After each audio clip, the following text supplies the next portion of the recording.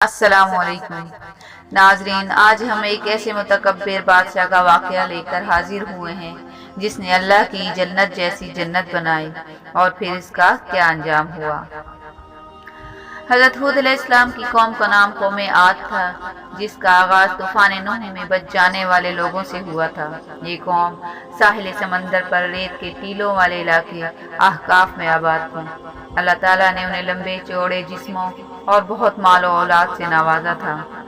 یہ قوت میں اس قدر تھے کہ اگر پتھر پر پاؤں مارتے تو زانوں تک اس میں گھس جاتے، لیکن سب کے سب نافرمان اور اپنی زبانوں سے یہ کہتے تھے کہ روئے زمین پر کون ایسا ہے جو ہم سے زیادہ قوت رکھتا ہے۔ انہوں نے اللہ تعالیٰ کا شکر ادا کرنے کے بجائے تکبر کیا اور شرک میں مبتلا ہوئے۔ اللہ تعالیٰ نے قوم عاد کی اصلاح کے لیے حضرت ہود علیہ السلام کو رسول بنا کر بھیجا۔ حضرت ہود علیہ السلام نے اپنی قوم کو ایک اللہ کی عبادت کرنے کی دعوت دی اور شرک سے منع کیا، مگر وہ کفر پر ڈٹے رہے۔ اس قوم کے سردار کا نام عاد تھا۔ اس کے دو بیٹے تھے، ایک کا نام شدید اور دوسرے کا نام شداد تھا۔ یہ دونوں ہفتے اقلیم کے بادشاہ تھے۔ شدید تو تقریباً 700 برس تک بادشاہی کر کے مر گیا۔ بعد میں شداد ملعون بادشاہ ہوا۔ اس نے تمام روئے زمین کو مسخر کر لیا۔ وہ اس خوشی میں خوش رہتا تھا کہ اس کے ماننے والے اگرچہ کفر و شرک میں مبتلا تھے، لیکن اس کے عدل و انصاف کی وجہ سے شیر و بکری ایک ہی جگہ پانی پیتے تھے۔ اس کے انصاف کا ایک واقعہ ہے کہ دو شخص عدالت میں آئے۔ انہوں نے اپنے عجیب احوال بیان کیے۔ ایک شخص نے کہا، میں نے زمین لی ہے اور پوری قیمت دے کر اپنا قبضہ کیا ہے۔ میں نے اس سے زمین میں خزانہ پایا ہے اور اس کو دیتا ہوں، اور یہ کہتا ہے کہ میں نے تو زمین کو بیچا ہے، اب میں اس خزانے کو ہرگز نہیں لیتا۔ دوسرے نے کہا، میں نے تو زمین خریدی ہے، نہ کہ خزانہ خریدا ہے، اب اس کے لینے میں یہ انکار کرتا ہے۔ بادشاہ نے پوچھا، تم دونوں کی کوئی اولاد بھی ہے؟ وہ بولے کہ ایک کی بیٹی ہے اور ایک کی بیٹا ہے۔ بادشاہ نے حکم دیا کہ دونوں کو نکاح کے بندھن میں باندھ دو اور یہ مال ان دونوں کو دے دو۔ ایسے انصاف سے ان کا فیصلہ کیا گیا۔ اس نے اپنے تئیں دنیا میں بہت نیک کام کیا۔ حضرت ہود علیہ السلام کو اس کی ہدایت کے لیے اللہ تعالیٰ نے بھیجا، اور اس کو حضرت ہود علیہ السلام نے ایمان کی دعوت دی۔ تو اس نے کہا کہ میں تمہارا دین قبول کیوں کر لوں، مجھے اس سے کیا فائدہ ہوگا؟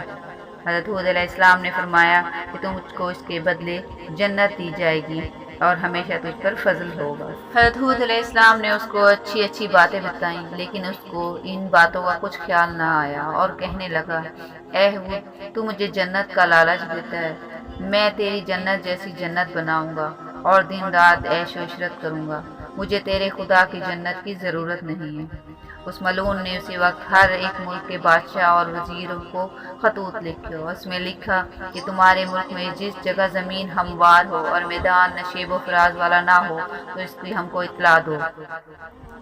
اس وقت شداد کے زیر حکومت 1000 ملک اور 1000 شہر تھے۔ ہر ملک اور ہر شہر میں تقریباً 1,00,000 آدمی تھے۔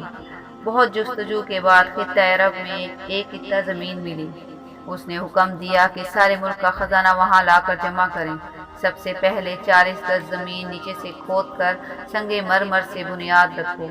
چنانچہ اس کے حکم سے بنیاد درست کی گئی اور اس کی دیواریں چاندی اور سونے کی اینٹوں سے اٹھائی گئیں۔ چھت اور ستون زبرجد اور زمرد سے بنائے گئے۔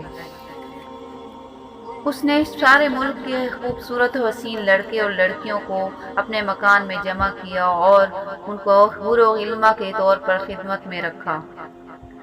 مکمل 10 برس تک وہ کافر انتظار کرتا رہا کہ اپنی جنت دیکھے، لیکن اللہ تعالیٰ کو منظور نہیں تھا کہ وہ اپنی بنائی ہوئی جنت میں جائے۔ ایک روز بہت شدید خواہش سے مجبور ہو کر وہ 200 غلام لے کر جنت کو دیکھنے گیا۔ جب وہ جنت کے نزدیک پہنچا تو اس نے اپنے غلاموں کو چاروں میدانوں میں بھیجا اور ایک غلام کو ساتھ لے کر جنت میں جانا چاہا۔ وہیں جنت کے دروازے پر ایک شخص کو کھڑا ہوا دیکھا۔ اس نے پوچھا، تو کون ہے؟ اس نے جواب دیا کہ میں ملک الموت ہوں۔ شداد نے کہا، تو یہاں کیوں آیا ہے؟ ملک الموت نے جواب دیا کہ میں تیری جان قبض کرنے آیا ہوں۔ شداد نے اس سے کہا، مجھے مہلت دے تاکہ میں اپنی بنائی ہوئی جنت کو دیکھوں۔ ملک الموت نے کہا کہ اللہ تعالیٰ کا حکم نہیں کہ تو اپنی بنائی ہوئی جنت میں جائے، کیونکہ تجھ کو دوزخ میں جانا ہے۔ پھر شداد نے کہا کہ چھوڑو، گھوڑے سے اتروں۔ ملک الموت نے کہا کہ نہیں۔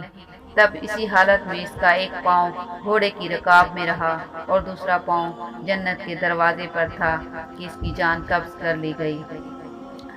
ایک فرشتے نے آسمان سے ایک ایسی زور سے آواز کی کہ سب ساتھی اس کے ہلاک ہو گئے۔ اس وقت نہ مال رہا نہ ملک، اور وہ سب دوزخی ہو گئے اور اس کی جنت زمین کے نیچے دبا دی گئی۔